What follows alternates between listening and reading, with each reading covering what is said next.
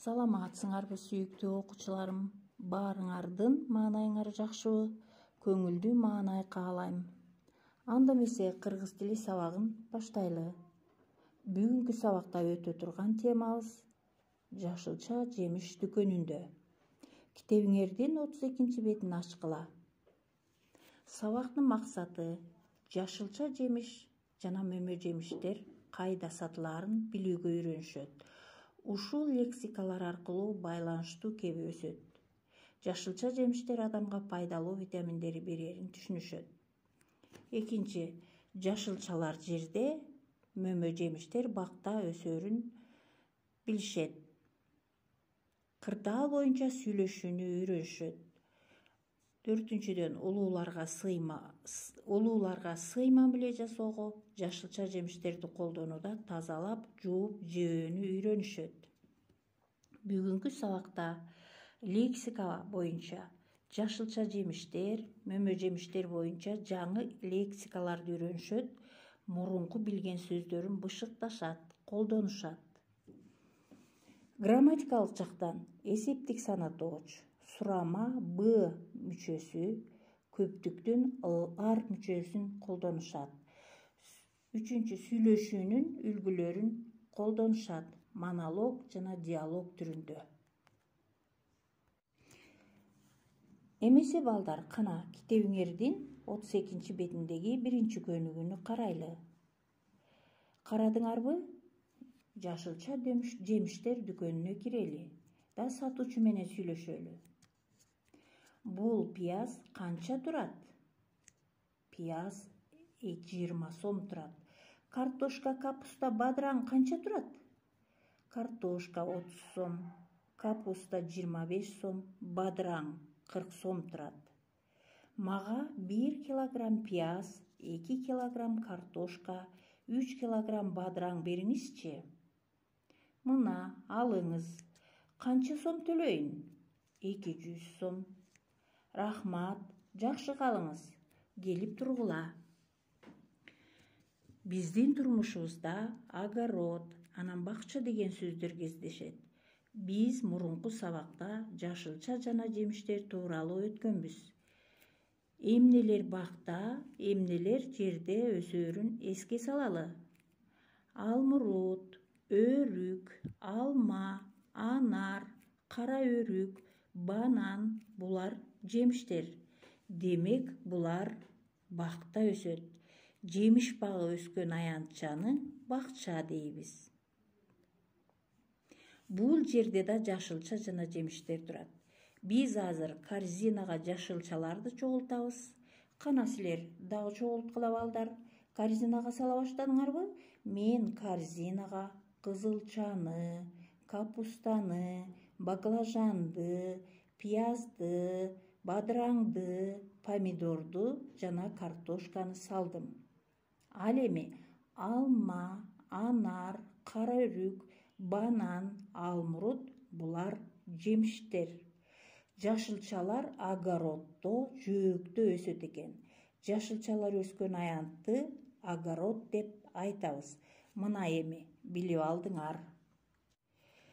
3 көнүгүүнү карайбыз. Булар эмнелер? Сөздөргө лар мүчөсүн улагыла.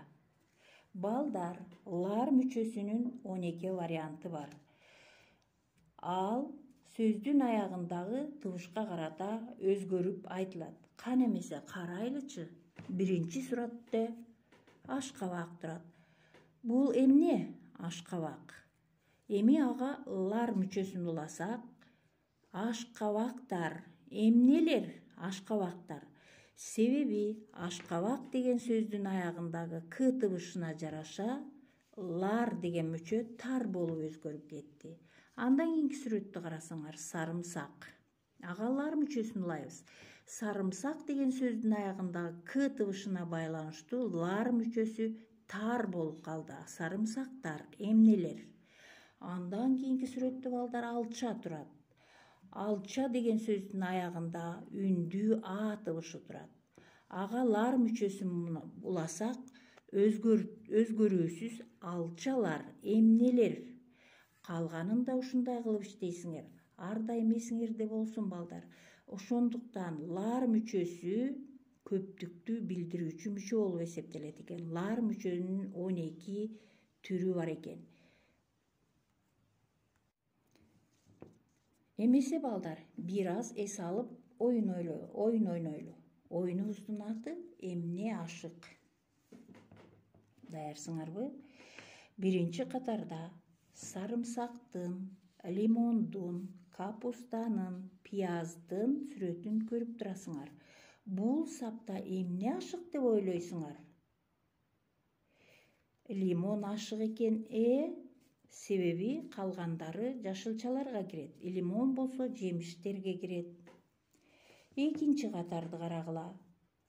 Алманын, алмуруттун, өрүктүн, помидордун сүрөттөрү турат. Карагыла балдар. Бул жерде эмне ашык? Эмне үчүн? Бул жерде помидор ашык экен. Себеби жашылчага кирет помидор, калгандары жемиштер экен. Үчүнчү катарды карайлы балдар. Кулпунайдын, карагаттын, картошканын, малинанын сүрөттөрү турат. Эмне ашык балдар? Бул жерде картошка ашык. Себеби калгандары жемиштер, картошка болсо жашылчага кирет. Төртүнчү катарды карайлы. Бул жерде бадыраңдын, сабиздин, ашкабактын, баклажандын сүрөттөрү турат. Балдар ушул жерди жакшылап карагылачы. Бул жерде бардыгы жашылчалар экен. Эмнесине карата ажыратабыз ашык экенин? Манакей, бадыраң, сабиз, ашкабак, баклажан. Карасаңар, бул жерде балдар сабиз ашык экен. Эмне үчүн? Себеби калган бадыраң, ашкабак, баклажан топурактын үстүндө, жердин үстүндө өсөт. Ал эми сабиз болсо жердин алдында өсөт. Ошондуктан балдар сабиз ашык экен. Азаматсыңар балдар. Бардыгын билип алдыңар. Жер жемиштер адамдарга пайдалуу. Алар ден соолукка дагы пайдалуу экен. Көптөгөн витаминдерди берет экен. Көп жесек биздин иммунитетибизди көтөрөт экен. Эми балдар 5-чи көнүгүүнү карагыла.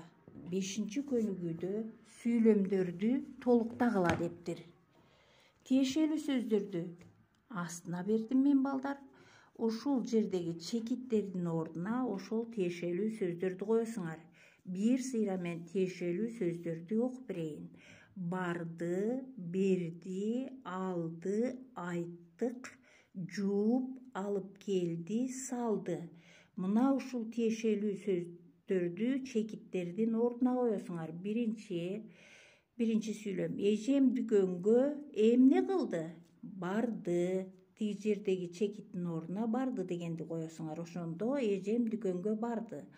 Ал, алча, бүлдүркөн эмне кылды? Алды. Тиги жердеги чекиттердин ордуна алды деп коесуңар. Калгандарын дагы ушу сыяктуу кылып жазасыңар. Ушул сөздөр менен сүйлөмдөрдү толуктайсыңар. Үйгө тапшырма. 6-чы көнүгүү. Ырды көркөм окуйсуңар, жаттайсыңар. Бул жерде жемиштер жөнүндө экен, шабдаалы жана кара өрүк жөнүндө. Ошол ырларды абдан көркөм айтып жаттайсыңар. Мындан тышкары өзүңөр дагы жер жемиштер жөнүндө ырларды билсеңер айтып бергиле. Саламатта калгыла балдар.